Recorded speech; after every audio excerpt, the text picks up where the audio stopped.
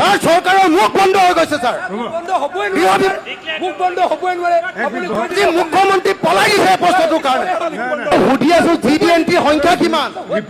Sir GD&T সংখ্যাটো সুধিছো sir. LP স্কুলত পঢ়ুৱাবলৈ পঠিয়াই দিয়ক ছাৰ। ছাৰ এখেতক LP স্কুলত আমাক যিটো সুধিছো সেইটো উত্তৰ দিয়ক ছাৰ। এখেতক LP স্কুললৈ পঠিয়াই দিয়ক ছাৰ। চৰকাৰে অসমত অপৰাধৰ হাৰ 28% হ্ৰাস পাইছে বুলি চৰকাৰী দাবী কৰিছে। সেই পৰিসংখ্যা প্ৰস্তুত কৰোঁতে কেৱল নিয়মীয়া এজাহাৰ FIR সমূহকে গণনা কৰা হৈছে নে থানাসমূহত পঞ্জীয়ন নোহোৱা প্ৰতিটো GD&T? গোটেইবিলাক ফেক। মোৰ এগেইনষ্টত 165টা আছে ছাৰ। ছাৰ গোটেই অসমত মোৰ এগেইনষ্টত 32টা নহয় 165টা আছে। ছাপ্লিমেণ্টাৰী কুৱেশ্যনটো মই GD&Tৰ পৰিমাণটো বিচৰাও নাছিলোঁ। GD&Tৰ কথা উল্লেখে কৰিছিলোঁ প্ৰশ্নটোত যে GD&T কৰাৰ পাছত আপোনালোকে তেনেহ'লে আমি কেনেকৈ দিম GD&T যদি ইয়াত লিখি থোৱা আছে। ইয়াত GD&T কিমান আছে আপোনালোকে দিব লাগিব। ছাপ্লিমেণ্টাৰী কুৱেশ্যন সেইটোকে বুলি কয়। আপুনি দিছে নেকি ইয়াত GD&T? ছাপ্লিমেণ্টাৰী কুৱেশ্যন তাকে কয় যে যিটো প্ৰশ্ন ইয়াত দিয়া নাই আপোনালোকে এইটো সাজু হৈ আহিব লাগিব। মই ইয়াত ডাইৰেক্ট সুধিছিলোঁ এইটো ছাৰ। ছাৰ মোৰ প্ৰশ্নটো সুধি লওক ছাৰ। মোৰ প্ৰশ্নটো মই যি বুলি প্ৰশ্নটো কৰিছিলোঁ চলিত 2026 চৰকাৰে অসমত অপৰাধৰ হাৰ 28% হ্ৰাস পাইছে বুলি চৰকাৰী দাবী কৰিছে। সেই পৰিসংখ্যা প্ৰস্তুত কৰোঁতে কেৱল নিয়মীয়া এজাহাৰ FIR সমূহকে গণনা কৰা হৈছে নে থানাসমূহত পঞ্জীয়ন নোহোৱা প্ৰতিটো GD&T?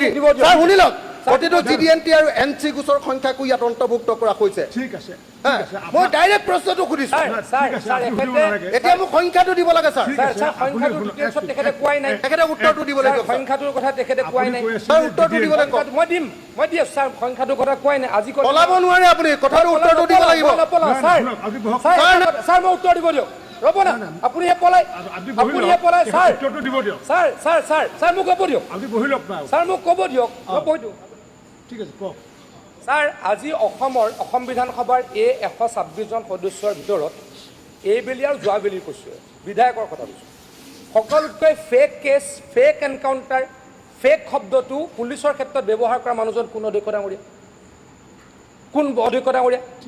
অধ্যক্ষ ডাঙৰীয়া অখিল গগৈৰ বিৰুদ্ধে অসমৰ বিভিন্ন থানাত 32টা কেছ আছে। তেখেতে কৈ ফুৰে যে গোটেইবিলাক তেখেতে কৈ ফুৰে গোটেইবিলাক ফেক। মোৰ এগেইনষ্টত 165টা আছে sir.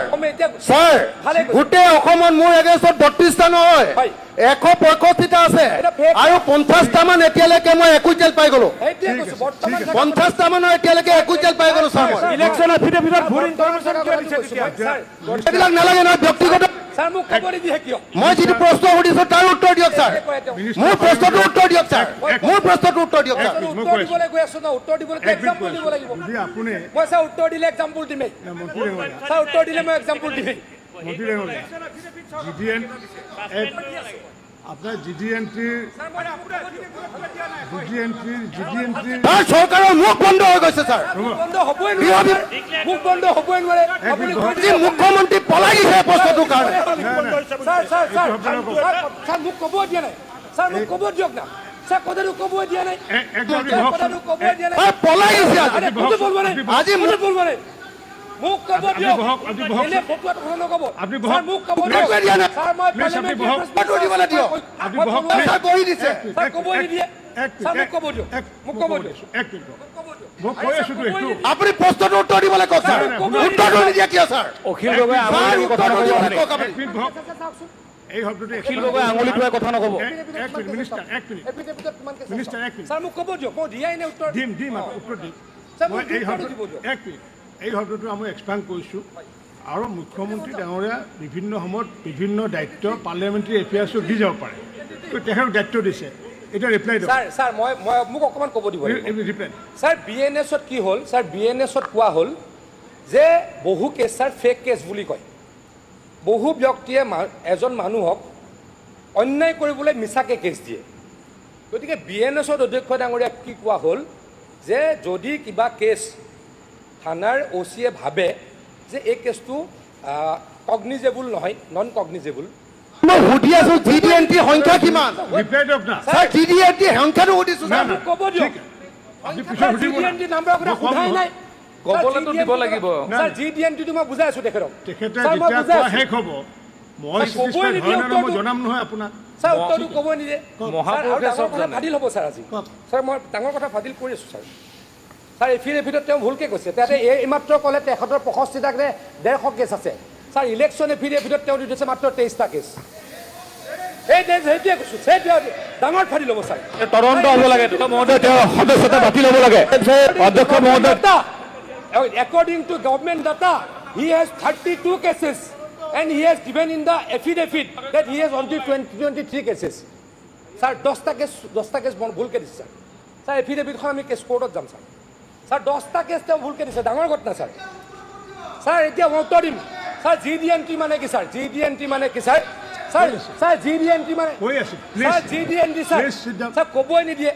Please seat sir GDNT মানে কি জেনেৰেল এণ্ট্ৰি ছাৰ।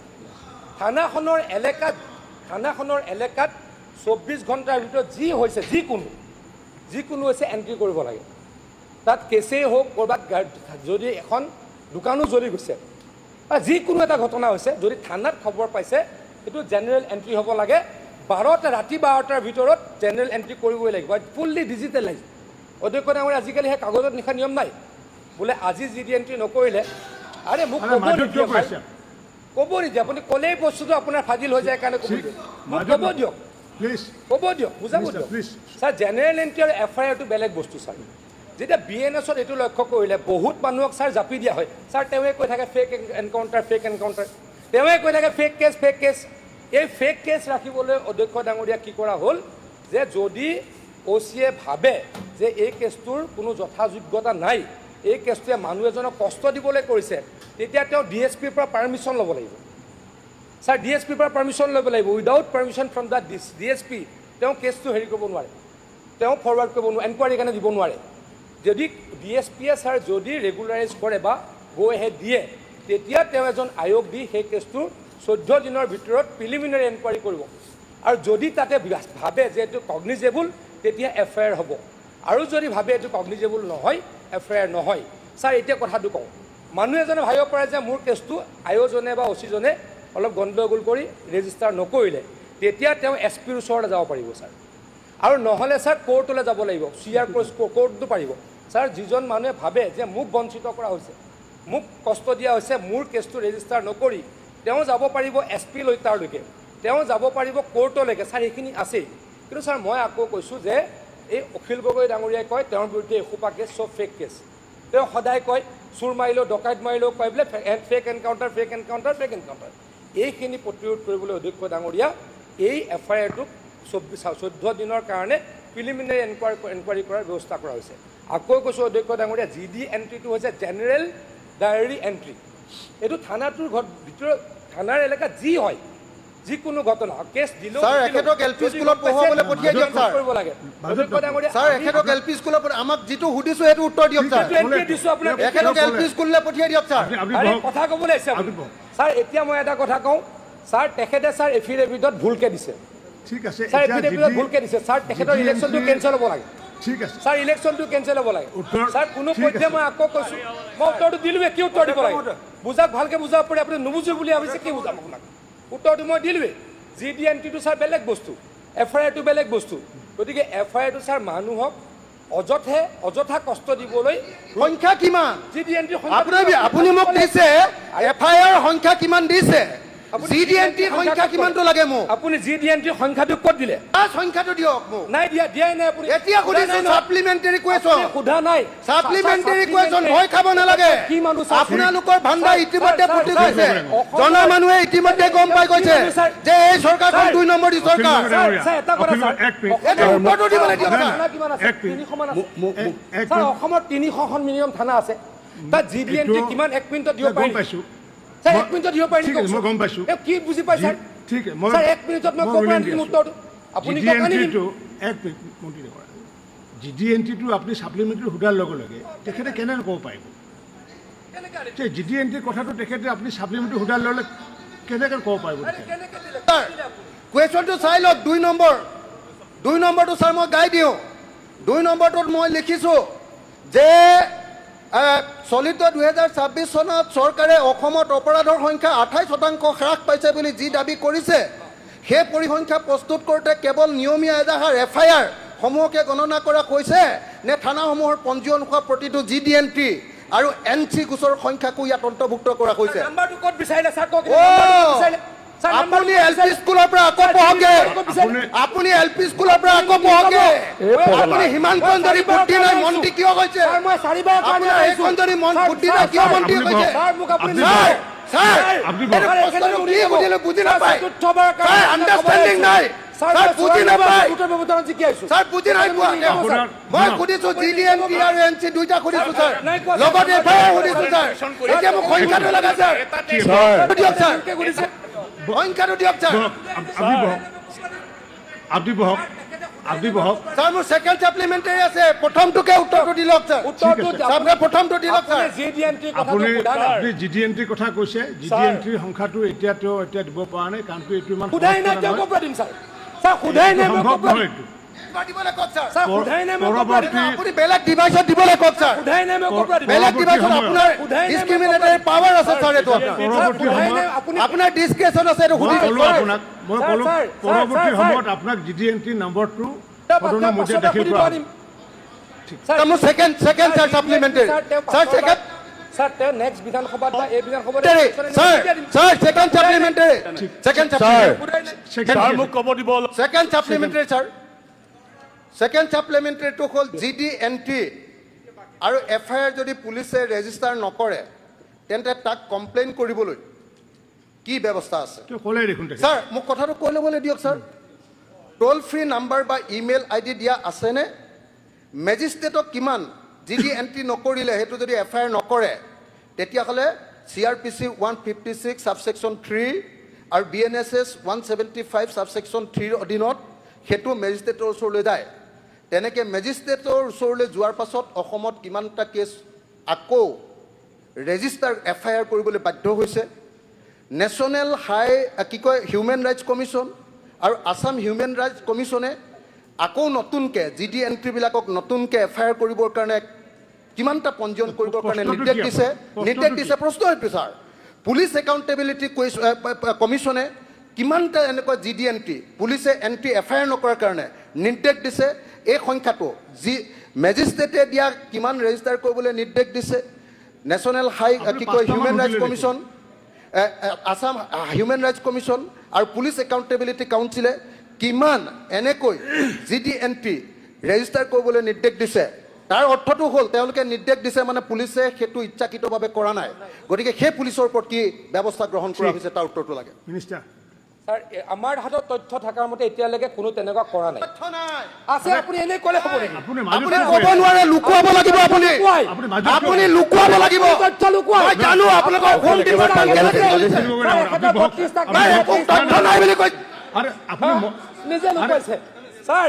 আপুনি ছাৰ তেখেতৰ 32টা কেছ আছে, তেখেতে লুকুৱাইছে 23টা কেছ চলে। মাজত কেলে আপুনিয়ে লুকুৱাই, আমি ক'ত লুকুৱাও?